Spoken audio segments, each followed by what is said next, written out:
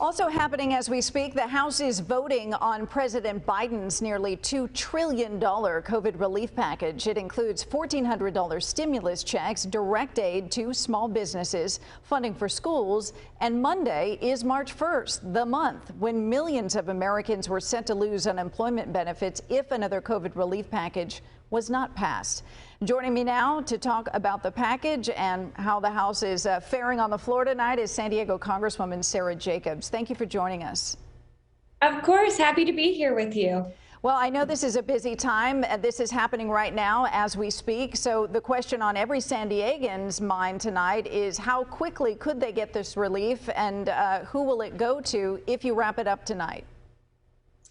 It's a great question, and I have heard from so many constituents, small businesses, families who are really struggling, and that's why I think it's so important that the House is passing this package tonight. After we pass this tonight, it will go to the Senate. They'll have about a week to work on it, and we are feeling good about our ability to get a final package passed and done and out to the American people before the unemployment insurance expires in the middle of March. So talk about specifically what the schools will get that are desperate to reopen right now in cities like San Diego that are currently operating in the red due to the pandemic.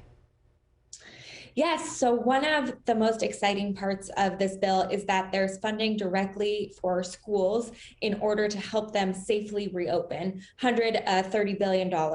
There's also funding for state and local governments that we know are really struggling with the shortfall in revenue that they use to pay teachers and librarians and public service workers across the spectrum. And so keeping that state and local aid in the package is something that we in the House will be pushing for as the package goes to the Senate, because we know how important it will be to keep all of our local economies going. Well, Congresswoman, the package, as you know, has been widely criticized by Republicans for being less about the COVID crisis and more about a progressive wish list, they say. What's in there that makes you think that they interpret it that way? Well, you know what? I've heard that criticism from Republicans in the House of Representatives, but I got to tell you, I've been talking to Republicans outside of Washington, D.C., Republican mayors and governors and small business owners, and they are really happy about what they're seeing in this package. They know how important it will be to help save jobs, save businesses, and make sure that we're able to make it through this recovery. And it's gotten a lot of attention in especially the last few days, the minimum wage increase of $15 an hour. I understand it's being kept in the House's version of the package, but the Senate is expected to strip that provision. So this was a campaign promise of many Democrats. How will you then go about trying to make that happen?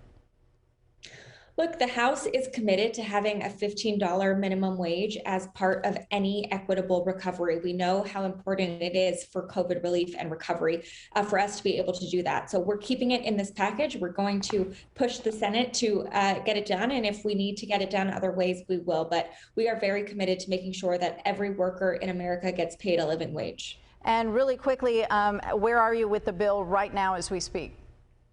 Well, right now, we just had one vote called actually on the motion to recommit, which is the last vote before the final vote on the passage. So I guess another hour or so and we'll be done with voting. It's 1 a.m. here, but you know, for a big important package like this, it's worth staying up late into the night to make sure we get it done. Well, we sure appreciate your time and informing our viewers what's happening on the Capitol Hill.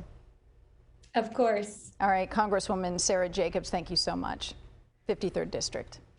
Meantime, local Congressman Darrell Issa said he was voting against the measure in a statement. Congressman Issa said in part, quote, the $1.9 trillion bill is no doubt too big and too expensive, but that is not the worst of it. This bill contains no coherent commitment to open up our economy, get our fellow Americans back to work, and get our kids back in school where they belong.